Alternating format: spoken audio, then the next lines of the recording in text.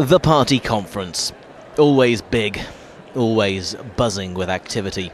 A place to make or break political reputations. For Nicky Morgan, it began on Sunday morning, day one of the conference. She's arrived at plenty of these before, of course, but now, for the first time, she's at the centre of attention.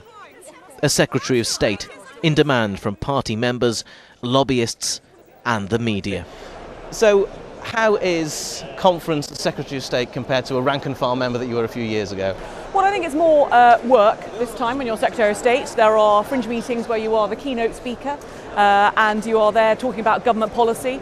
I've been coming to conference for 24 years now. And yes, start off with it was about meeting sort of people and finding out about becoming a member of Parliament potentially. And now that's what I'm doing and talking about my Secretary of State and MP experiences.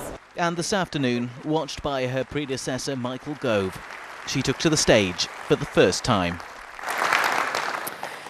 Thank you very much, Victoria. When you're up there on the stage, who are you talking to there? You're preaching to the converted. There are Conservative supporters there, so who are you really talking to? Well, you're right, there are two audiences. I mean, there's obviously the audience in the hall, but there's also obviously the audience outside the hall. So there's been lots of broadcasts, and of course now with social media, lots of followers on Twitter and Facebook. For political nerds like me, this is lovely, but I imagine a lot of people are sitting at home thinking it's just a big knees up for politicians. It doesn't really affect me. They should all be back in Westminster working. Well, the conferences are very much about setting out our plan for Britain, about securing Britain's future, and actually there are some very key messages, some key announcements, particularly obviously in the run-up to a general election, about what we as a party will be putting in our manifesto and committing to the British public next year. Speak to any parent in Loughborough, in Newham, in Stoke, wherever, and they'll tell you this job is too important to give up and go slow now. What she says and does here will set the agenda for education going into the election campaign next year. And there's lots to talk about. In the build-up to this conference, you raised a few eyebrows when you, let's say, you didn't rule out the possibility of for-profit companies getting involved in running schools. Is that something that you are now ruling out completely?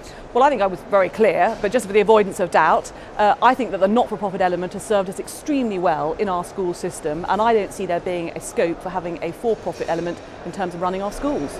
Other rumours that was flying around in the run-up to conference was the thought maybe of forcing all schools to become academies. Is that something that's on the agenda under a 2015 Conservative government? Well, I think that academies and free schools and university technical colleges all offer great opportunities for our schools and those working within them. I'm more of a carrot rather than a stick person, so I'm not going to force people to convert, but we'll continue to make the positive case for change. A final thought from Nicky Morgan's conference. It's been 15 years of change within education, particularly in schools. Do you think we're nearly there yet, or is the message to parents and teachers that there's more to come? Well, I think we've seen a lot of very important changes to our education system, particularly in the last 4 years. It's all been about having the best schools, the most highly qualified and skilled workforce, rigorous academic standards. There are still more changes to come in terms of GCSE and A-level curriculum. We will take those changes, but yes, we want the changes we've seen, very important, to bed in well. Secretary of State for Education Nicky Morgan speaking to Gareth Owen. Now, the national and international news is just a few moments away. Let's take a look at what's coming up with Mary Nightingale. Tonight, the wife of the British hostage Alan Henning makes her first televised plea to IS for his release. Hear what she has to say. Also at 6:30, a police superintendent at Hillsborough tells of his profound regrets at not having asked for the match to be delayed.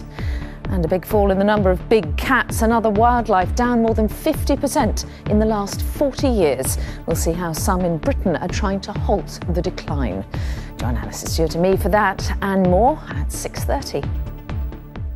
Well, it's been a busy 7 weeks or so for our next guest. Amy Hughes has run into the record books after completing 53 marathons over 53 days for charity.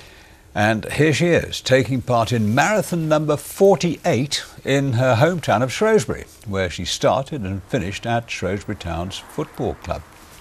Well, Amy has now completed her marathon mission. We're delighted to say she joins us in the studio. Amy, welcome. Thank you. And how are you feeling? How are your feet? Yes, more to the point. Surprisingly okay. People expect them to be awful, but there's no blisters or nothing, yeah, so lucky. How do you get into running marathons day after day after day? I mean, most people are shattered after one marathon. You know, you get up the following day, think, I've got to run another 26 miles.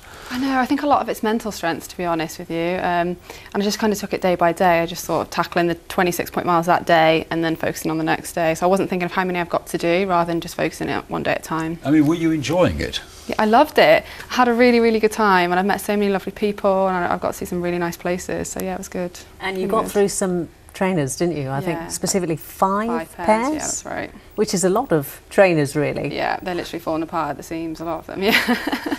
How did you keep yourself going? I just tried to stay positive throughout the whole thing. I was really lucky to have positive people around me the whole time as well, and obviously everyone that's come to join me on the runs. We just had a really good time. And Dave, that was with me throughout the whole thing, helped motivate me and keep me going. So yeah.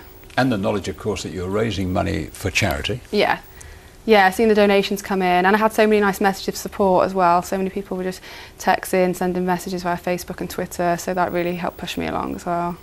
And how are you in terms of the amount of money that you've raised? Because it's 53,000 you want to go. Yeah.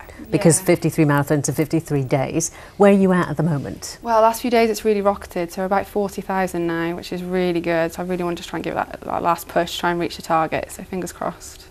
It's a terrific achievement. Thank you. I mean, what are you going to do next? I don't know. Life is going to be flat. I know. I'm bored already. I'm trying to think of my next challenge.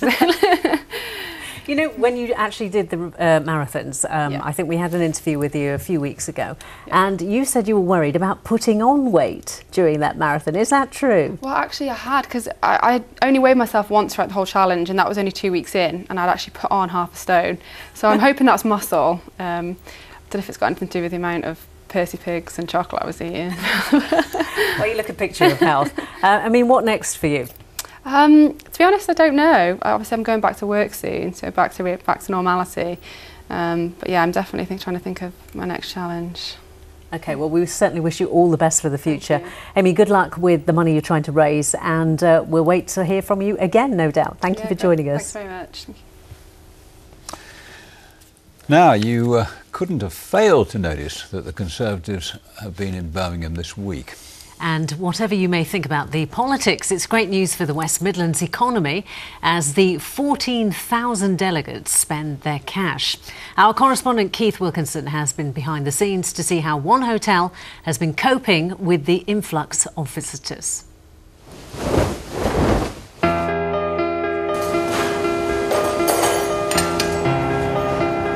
One of the main conference hotels is the Crown Plaza. Like others in the city, it's full. We'll be quite busy.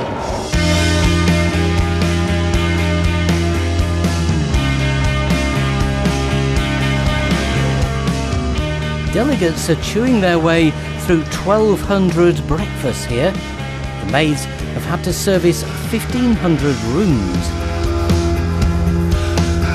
Party conferences bring in millions of pounds to the economy of Birmingham. But it can also boost the image of the city worldwide, as some of the delegates from overseas confirm to us.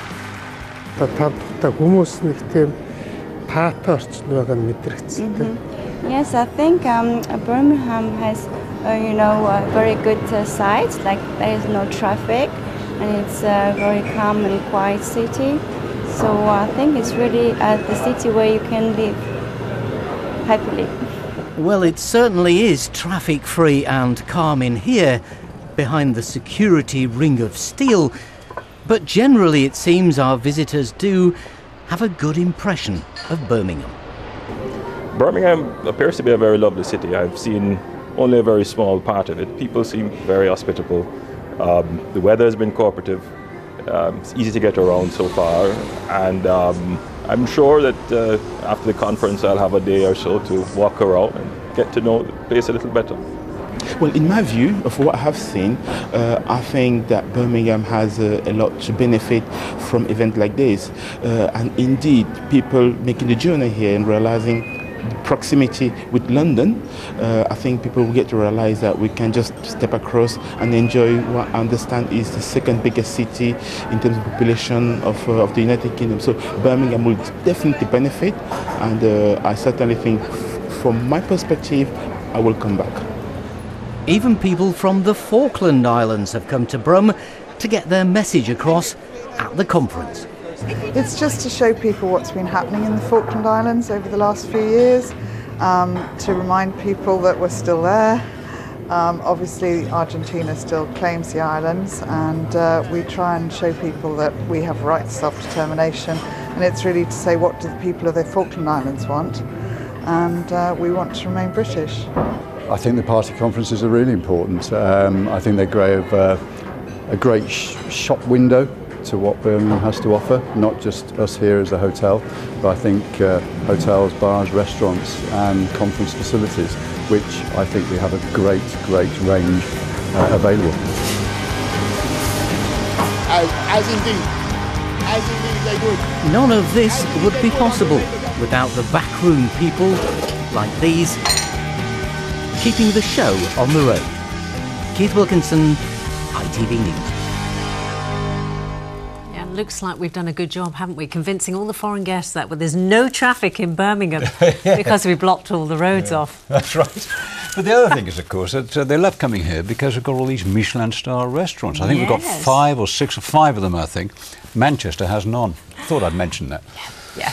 And it's second city, isn't it, Birmingham? Yeah, it is, Just to reiterate the point. Anyway, the next 3 conferences by the Tory party are going to be in Birmingham, so it's good news to come in the future as well.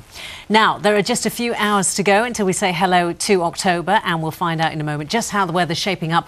But first, it looks like September has been record-breaking. Yes, early Met Office figures reveal it's set to be the driest since records began in 1910, and you can find out more about that in Lucy's blog on our website, itv.com/central.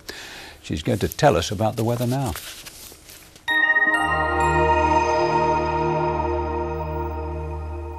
Hello, so a record-breaking September, and we've got a gorgeous dragonfly here basking in the sunshine. Thank you so much to Graham Rainbow for sending us that. An absolutely brilliant shot. We've put it on the website too if you'd like to take a closer look. So then, what's happening as we move into October tomorrow? Well, various weather fronts are moving our way. High pressure has been keeping things settled in September, but this is a big area of low pressure, so we will see a change by the time we get to the weekend, certainly feeling a little bit cooler. And we've got some rain in the forecast as well. We're seeing patchy rain at the moment, spreading through the Midlands. Lots of cloud too. This means it's going to be another really mild night, but we might catch 1 or 2 mist and fog patches if there are any clear spells developing.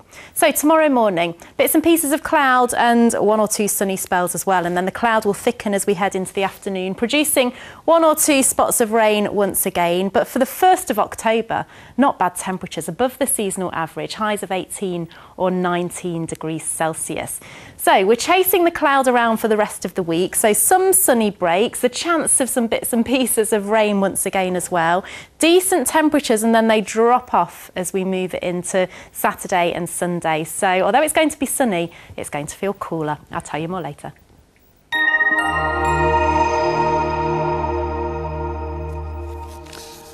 And just to finish, a reminder of tonight's top stories on ITV News Central. The Home Secretary, Theresa May, has used her keynote speech in Birmingham to announce a raft of new measures to tackle extremism. She said the lessons learned from the Trojan Horse affair in the city had to lead to a tough crackdown on radicalism. 6 officers at West Mercia Police have been served with misconduct notices over how they dealt with the killer of Shropshire teenager Georgia Williams. The officers are to be questioned about their dealings with Jamie Reynolds over an attack he carried out 5 years before Georgia's murder in 2013. And some breaking news to bring you of a fire at Handsworth in Birmingham where around 200 tonnes of scrap metal are alight. We'll have more on this on our website and, of course, in our late bulletin at 10:30. So I'll be back with that late bulletin. Hope you can join me then. For now, though, from all the team here, have a lovely evening. Bye-bye.